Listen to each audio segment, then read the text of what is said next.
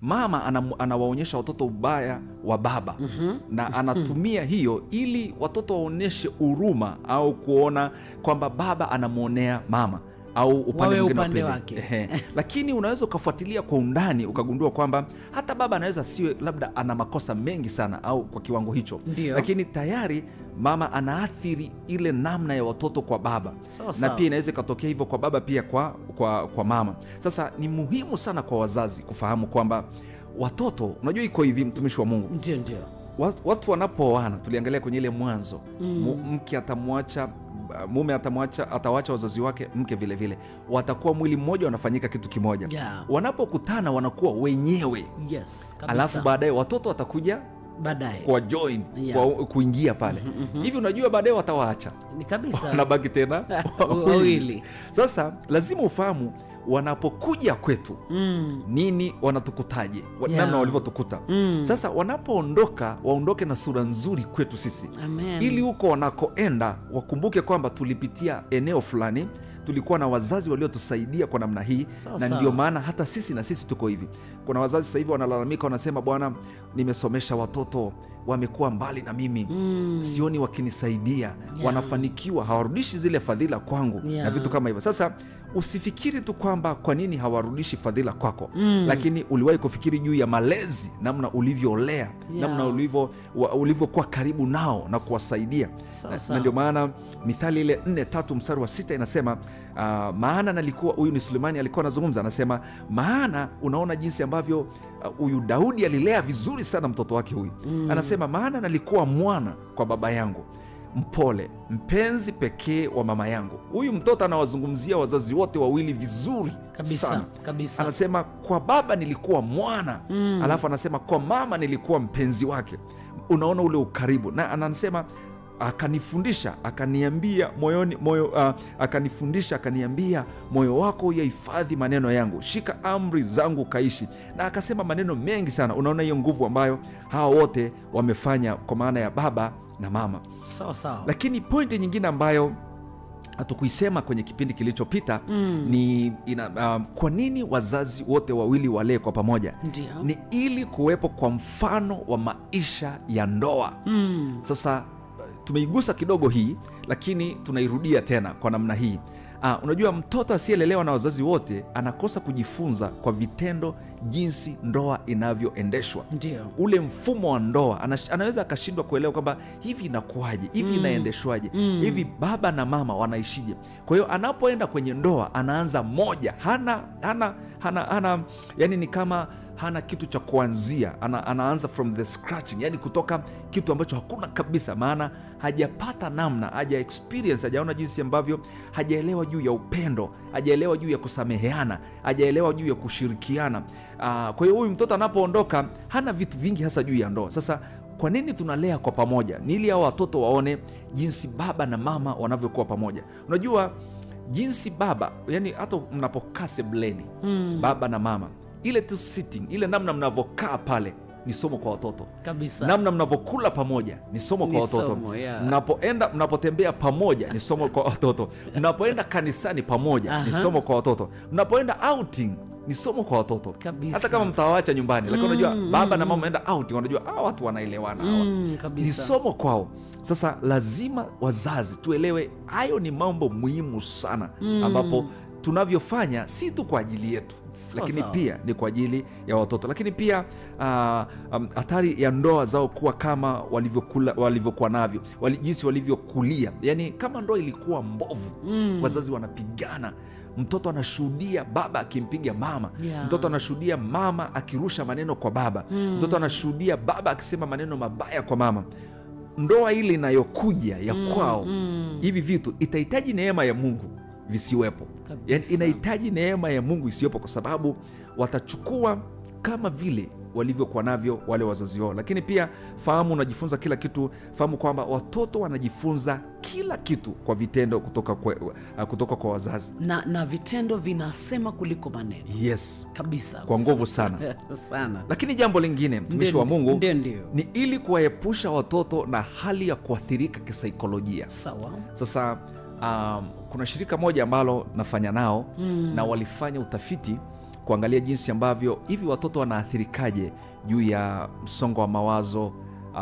Na ilikuwa ajabu sana kuona kwamba watoto pia ni watu wanaoathirika sana. Unaweza kufikiri hivi vitu unavipata kwa watu wazima, lakini ikaonyesha, ule utafiti ulionyesha kwamba watoto wako kwenye kundi la kuathirika kisaikolojia, hasa katika eneo hili la msongo wa mawazo. Sasa iko hivi, watoto wanaokuwa bila mzazi mmoja huwa kwenye hatari ya kukumbwa na huzuni, msongo wa mawazo, hasira na hata chuki.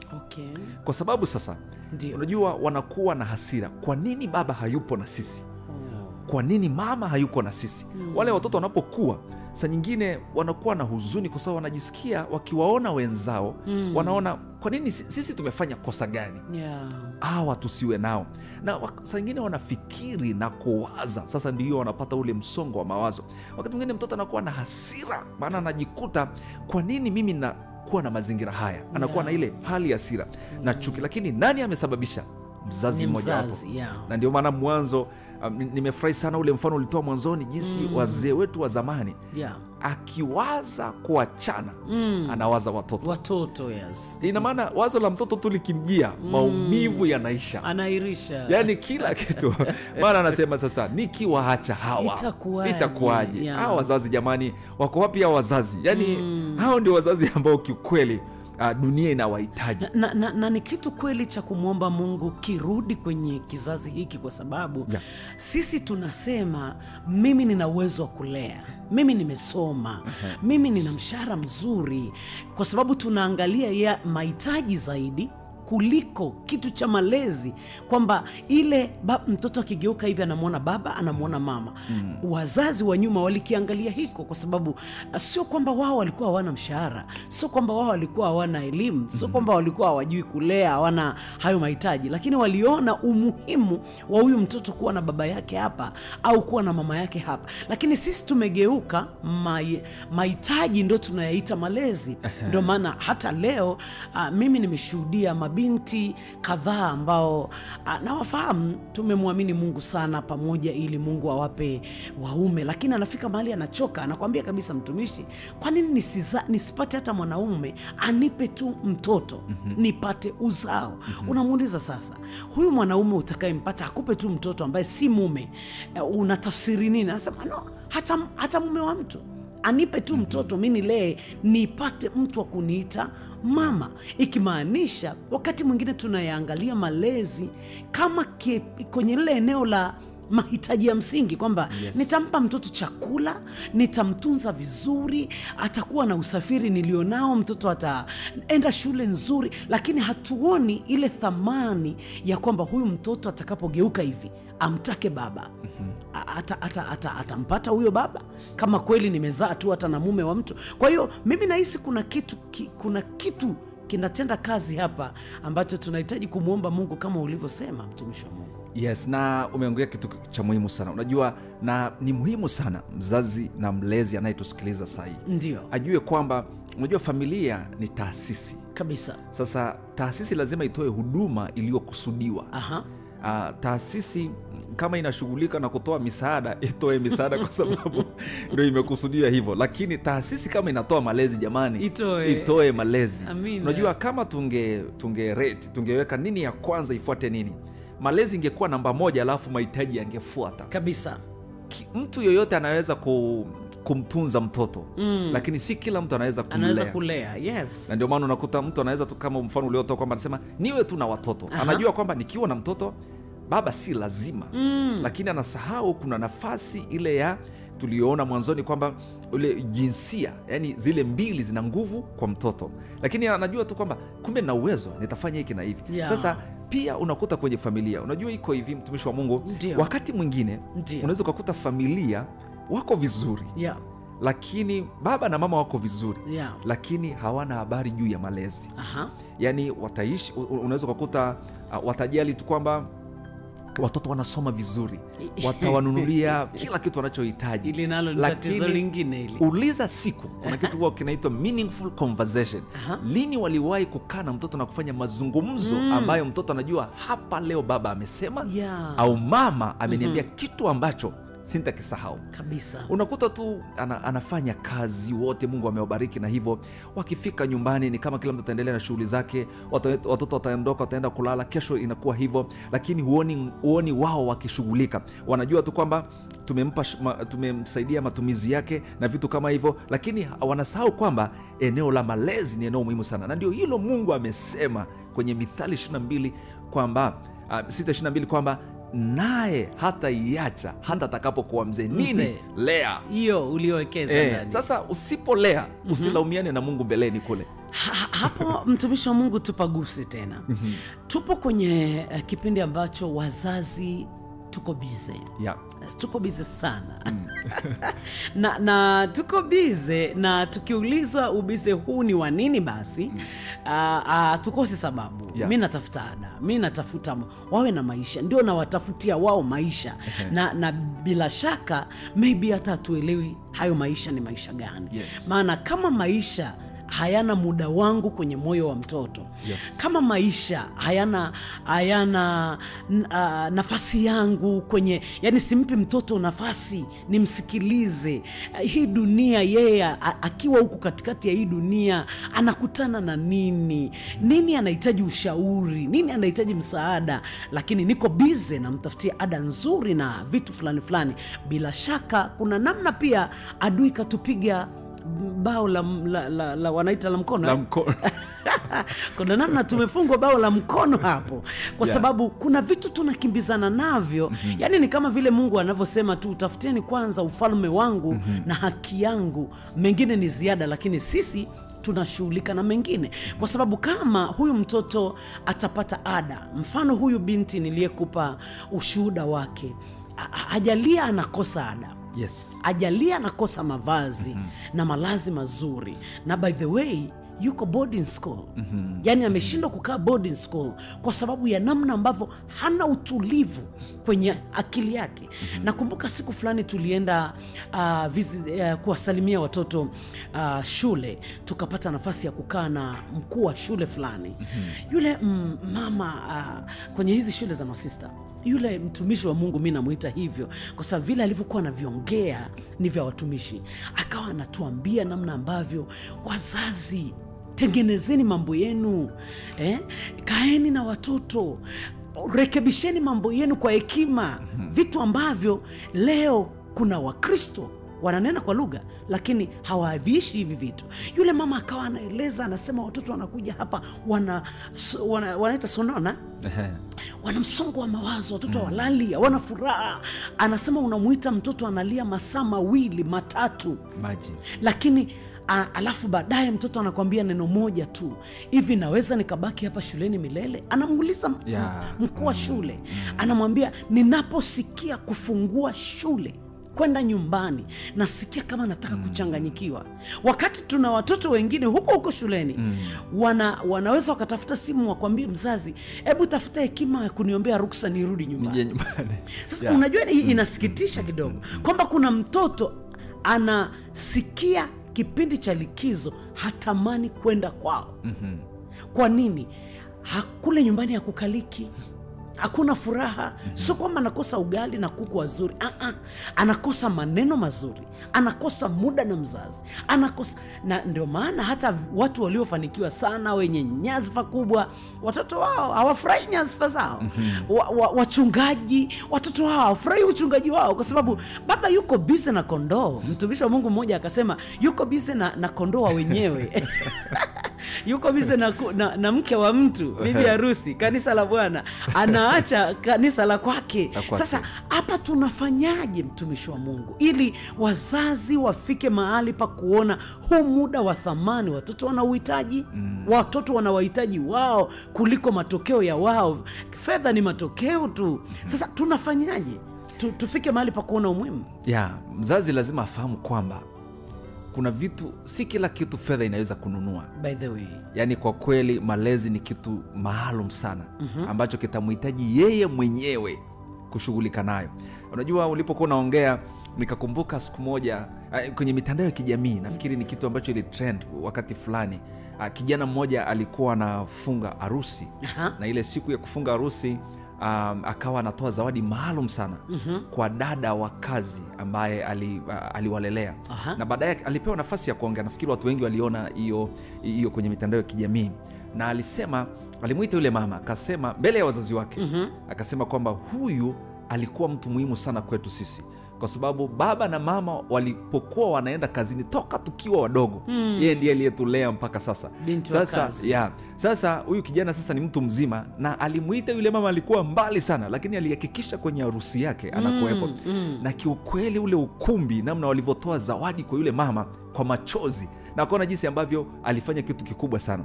Sasa pata picha, wazazi walikuwa pale, lakini huyu mtoto amekuwa mtu mzima, anajua nani amempa kitu cha thamani. Unaona, anajua huyu ambaye alikuwa yani wazazi wametuachia kama atutunze, yani majukumu yao yameachiliwa kwa huyu. Hatusemi wasifanye shughuli, labda wawe bize na watoto na nini, lakini angalau basi tulisema kila kitu unachokiweka kwa mtoto hakidondoki. Sawa. Sasa unaona wazazi wengi, yani ndio ile tulisema, hata muda kidogo na watoto hawana. Wengine wanakosa kabisa. Na hivi anawezaje kupata muda kwa mambo yake muhimu na akakosa kwa mtoto wa muhimu kiasi hiki? Yani basi ikiwezekana uombe likizo, yani umebanwa kabisa, basi uwe na likizo kwa ajili ya watoto. Mtumishi wa Mungu, leo nilikuwa mahali kwenye mahafali ya shule fulani. Wazazi tulijadili hiki kitu kwa namna hii hapa. Wazazi waliitwa kwenda kupiga picha na wahitimu. Wakaitwa kundi la wazazi wa kiume, wakaenda watu 10 na kitu pale. Walipoitwa wazazi wa kike, walijaa kwenye lile jukwaa mara 3. Okay. Sio kama unanielewa. Tukawa tunajadili na mume wangu na baadhi ya watu tulikuwa nao pale, kwamba hili linatupa fundisho namna ambavyo vitu vya muhimu huwa tunavichukulia poa. Hasa wazazi wa kiume. Kwa sababu swali la kujiuliza, mtoto anahitimu darasa la 7, miaka 10 amekuwa shuleni, miaka kuandaliwa ile 3, darasa la kwanza mpaka la 7. Ni kwa mara ya kwanza leo anavalishwa ako kofia kwa mara ya kwanza toka amekuja duniani. Mzazi wa kiume, siamini kati ya wale wazazi wote ambao wa kike wamejaza jukwaa pale mara 3, kwamba wazazi wa kiume wote wamebanwa na majukumu ambayo yanawasababisha wao wasiwepo. Sitaki kuamini, kwa sababu nimesikia magari yanatajwa namba pale. Ninataka kuamini wazazi wengi wa kiume waliondoka. Waliona sasa imetosha, nimekaa hapa muda mrefu sana. Sasa ndio haya tunayoyasema. Mtoto anamaliza pale, anaitwa mzazi wake apige picha, anamuona mzazi wa kike, hamuoni wa kiume. Lakini sio kwamba huyu baba ana majukumu mengi. Na by the way, sijui kama tunakubaliana, hivi kuna jukumu ambalo unaweza ukawa unalifanya la msingi umwambie mtoto akuelewe? Ni ngumu sana. Ni ngumu sana. Ni ngumu, na pia unajua watu wanatoa thamani kwa vitu wanavyovipenda. Kwa hiyo maana yake ukiona mzazi atoi thamani kwa mtoto, nimependa hiyo, umehamisha kwenye kitu kingine. Sasa thamani ya kwanza ni ya mtoto kabisa. Kiukweli, kwa mtu yeyote mzazi anayetusikiliza elewe kabisa, na mlezi, kwamba thamani ya kwanza, fahamu Mungu alipowakutanisha ninyi wawili, alafu akaachilia ile zawadi katikati yenu. Tena Biblia inasema uzao wana ni urithi wangu. Manake amewapa kitu ambacho ni cha kwake, akawapa kama zawadi ili nyinyi mtunze, alafu baadaye kwa wakati wake atachukua kwa mambo yake, kwa matumizi yake na vitu kama hivyo. Sasa unaachaje kutoa thamani kwa mtoto? Unajua mfano uliosema, sasa unapata picha hivi, unafikirije yule mtoto sasa yuko zake pale, alafu ikatokea kuna mzazi yuko kwenye hilo tukio, alafu hakutokea kuja kupiga picha na yeye. Anaona kabisa kwamba mimi sina nafasi, alafu anamuona mtoto mwingine hapa amezungukwa na baba na mama upande huu. Jamani, yani graduation inaweza kawa msiba mwingi kigumu kabisa. Yani akaondoka na kitu tofauti sana. labda huyo mtu awe na sababu za msingi sana. Yes. Lakini kwa nini wanawake wazunguke kwenye hilo jukwaa mara 3? Yani wamekuja raundi ya kwanza, ya pili, ya tatu ndio wamemalizika. Lakini wanaume wamekuja raundi moja na hawajajaa jukwaa hilo hilo. Ikimaanisha wanawake wameona thamani. Na by the way, sisemi kwa sababu mimi ni mwanamke, wakati mwingine unaona kabisa ni jukumu ambalo huenda hata hapa alitakiwa labda aende mwanaume. Yes. Lakini anasukumwa hapo mwanamke. Na tunajikuta huyu mama atapata nafasi tu kwenye moyo wa huyu mtoto lazima. Na kuna siku ataambiwa, mimi napendaga hii, watoto wanasema njoo Dar es Salaam upumzike, njoo Dodoma ulale. Kweli. Alafu naona baba anakasirika. Sasa unakasirika nini? Na wakati mtu anapanda alikovuna, anavuna alikopanda. Yes, inakuwaje hapo? Kabisa. Na unajua ndio maana moja kati ya umuhimu wa wazazi kulea kwa pamoja ni ili kuwepo kwa upendo, ulinzi na usalama kwa mtoto. Sawa. Yani kule kuwa pamoja. Yani anamuona baba, anamuona mama. Anajisikia kupendwa. Anamuona baba, anamuona mama. Anasikia ulinzi. Na ndio maana kuna ile huwa wanasema mtoto bwana akifukuzwa hata na simba, anajua akifika kwako unaweza kumpiga simba. Kabisa. Yani anajua ulinzi kamili uko kwako. Kabisa. Kwa jinsi unavyomjali, unavyompenda, unavyojihusisha na yeye. Sasa hilo ni eneo la muhimu sana kiukweli. Wazazi, yani tuone kwamba watoto ni kitu cha thamani. Watoto Mungu ametupa kwa uthamani ambao Mungu ameuona kwa watoto. Tuchukulie hivyo hivyo na sisi. Na nakwambia kuna vitu vingi ambavyo vitatokea katika maisha ya watoto wetu. Na labda niseme jambo lingine. Na ninaamini huenda likawa ni la mwisho hilo kabla tujaingia kwa wasikilizaji. Kwa nini wazazi ni muhimu kulea kwa pamoja? Ndiyo. Nili pia kuondoa hatari ya kuiga tabia mbaya. Okay.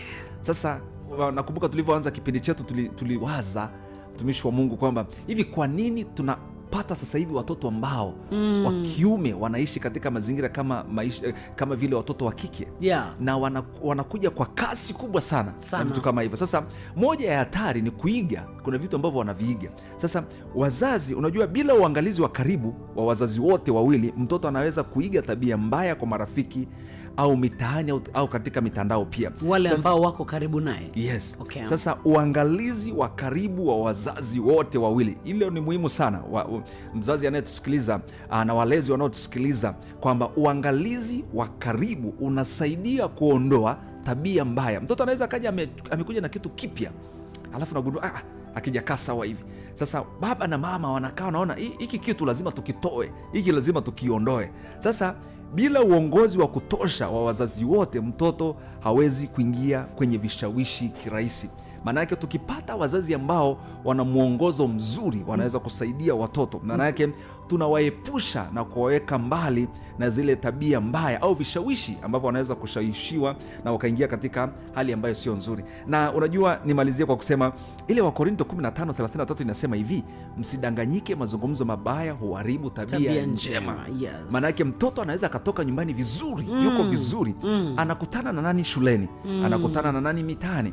Sasa akirudi na kitu kipya, lazima sisi wawili tukae tuseme, lazima tung'oe hiki kilichopandwa. Sisi wawili, kwa sababu anaweza tunapambana kulea kweli. Na ndio maana kulea si kitu cha siku moja, mwezi mmoja, mwaka mmoja, miaka tunafanya kila siku, sababu kikipandwa tunang'oa. Kikiingia ambacho sicho yani hiyo ndio kazi. Ndio maana kuna huo umuhimu wa kuwa karibu sasa. Yes. Ili ujue tayari kuna kitu kimepandwa hapa, ning'oe, niweke kitu sahihi. Kabisa. Msikilizaji, ni 4:45. Hii ni 101.1 Zion Impact Radio. Tuko live kabisa pale YouTube. Unaweza ukaandika Zion Impact Media TZ, utayapata mafundisho haya tena, na unaweza ukayafuatilia hata hapo baadaye tena na tena na tena. Na imani huja kwa kusikia. Kama utasikia na kusikia na kusikia, ninaamini kuna kitu kitazaliwa ndani ya moyo wako na kitakupelekea kufanya kwa ubora zaidi. Huenda tukawa na maelezo mengine marefu sana, lakini kwa sababu ya muda wetu, basi nirudi upande wako. Nikiingia pale kwenye akaunti yetu ya YouTube YouTube. Kuna ndugu yetu Kenneth Shumbusho anasema Bwana Yesu asifiwe. Watu wa Mungu, ni Jumatano yenye baraka tele. Leo nimewapata vizuri kabisa mubashara YouTube Zion Impact Media TZ. Shukrani sana Kenny. Okay, Christopher Kimaro anasema Mungu ni mwema sana. Baba Kimaro, barikiwe mzee wangu. Ni mwema kweli kweli kweli. Amina. Kenneth anaongeza tena anasema mgeni wetu wa leo anaitwa nani? Jamani, Kenny alichelewa kidogo. Haya, mgeni utatukumbusha jina tafadhali, lakini mimi nikwambie tu anaitwa mchungaji Simon Samuel Mesorieki. Sijui la mwisho kama nimelipatia. Umepatia kabisa. Anaitwa Simon Samuel, mchungaji. Anaitwa nani? Nimeshajibu hilo. Anasema ana social media huyu platform. Kama anazo zozote atusaidie ili tuendelee kupata haya madini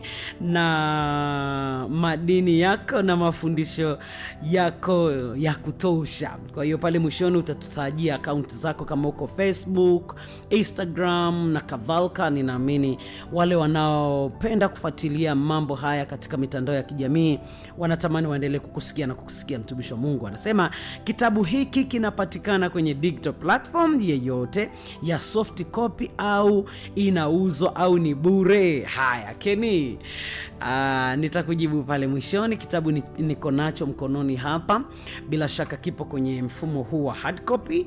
Ni kitabu kabisa kimekamilika, kina sura ya binti hapa mrembo kweli kweli, thamani ya mtoto, jina la mchungaji kwa nyuma hapa, kuna picha ya mchungaji ndani, kina maelezo ya kutosha. Kwa pale mwishoni maswali yako Kenny yatajibika. Asante sana.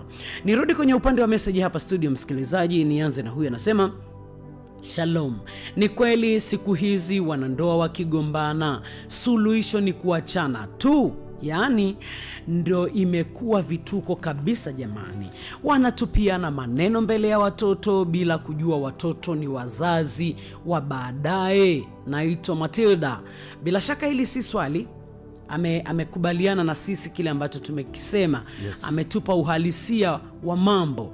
Nambari za simu hapa studio ni 0672510110. Huyu anasema shalom hapo studio dada Matilda na mwalimu. Tunasema shalom Maranatha. Namshukuru Mungu kwa ajili ya 101.1 Zion Impact Radio. Kwangu imekuwa ni radio kama inavyojiita ya mguso, imeagusa maisha yangu. Asante sana kwa mafundisho ya msingi.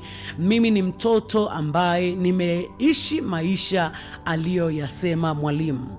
Kutokuona wazazi wakiwa pamoja nami, kutokuona wazazi wakinipa muda wao, kutokuona wazazi wakisikiliza na kujali hisia zangu. Na naweza nikasema sio tu niliwachukia wazazi, lakini nimejikuta nawachukia na watu. Nimejikuta nawachukia na watu. Kwa hiyo kwa kusema hivyo niseme hivi, mzazi aliyepata neema ya kusikia ujumbe huu usiku wa leo, Mungu ampe neema ya kuona kama vile Mungu anavyoona kwa habari yetu sisi watoto. Kweli kabisa. Inagusa moyo. Anasema sio tu alichukia watu, alichukia wazazi, lakini alijikuta amechukia watu. Okay. Na inaumiza kwa sababu hakuna mahali amesema wazazi walikufa.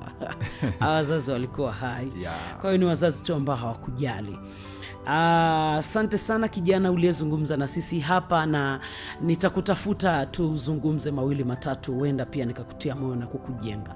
Huyu anasema shalom, mimi ni binti, sijawahi lelewa na mama na baba, na wapo sema tu baba alimwacha mama nikiwa tumboni na miezi 5. Amekuja kuniona nikiwa binti, pia mama yeye alinipeleka kwa ndugu yake. Sijui mpaka leo upendo wa wazazi ukoje. Pia kwa sasa nawaza niolewe, sijui hata naanzaje kuishi na huyu mwanaume. Yaani naogopa mpaka natamani hadi nibaki single kwa kuogopa. Message zimekuwa ngumu kweli leo. Anasema pia baba yangu anaumwa sana, hadi amewekewa mpira kwa ajili ya kula. Ameniomba msaada, yani nimemnyima. Oh Lord Jesus. Yeah. Anasema nimemnyima kabisa, sina hata huruma naye. hata kidogo, wala upendo naye sina kabisa kabisa. Hapo ndipo unapoona ile nguvu ya malezi kwa kweli. Na unajua kila kitu kinachotokea, yani unaweza ukamwona mtoto kwa sasa vitu anavyovifanya, na hili linatufundisha jambo kubwa sana katika jamii yetu, kanisani na maeneo mengine, kwamba kumbe saa nyingine unaweza kuona mtoto anafanya kitu ambacho unasema anamfanyiaje huyu mtu, anamfanyiaje huyu mzazi wake, anamfanyiaje kwa kiwango hiki. Kumbe tayari alishakuwa na maumivu mazito na maumivu makali ambayo amefanyiwa. Sasa pata picha, dada hapa anaposema kwamba hata kuolewa anaona bora abaki hivyo hivyo. Tumeambiwa kwa habari ya anachukia wazazi na watu. Mtoto wa kiume huyu. Sasa hivi huyu anasema hata kuolewa haoni umuhimu wa kuolewa, lakini ile chuki ya mzazi baba yake bado inamla. Na yuko kwenye hali ngumu na asifanye chochote. Kiukweli yule huyu dada ni kuwa karibu naye na kufanya mazungumzo kadhaa na yeye ili kumsaidia, maana ameathirika kwa kiwango kikubwa. Unajua sasa ile eneo la hisia limeathirika kwa kiwango kikubwa, na mpaka anapofika kwamba asione watu wengine, yani ameshaiona kwamba ni kama dunia imemsaliti, hakuna mtu anaweza kuwa karibu na yeye. Kiukweli anahitaji msaada, na Mungu amsaidie ili aweze kurudi kwenye hali yake ya mwanzo ile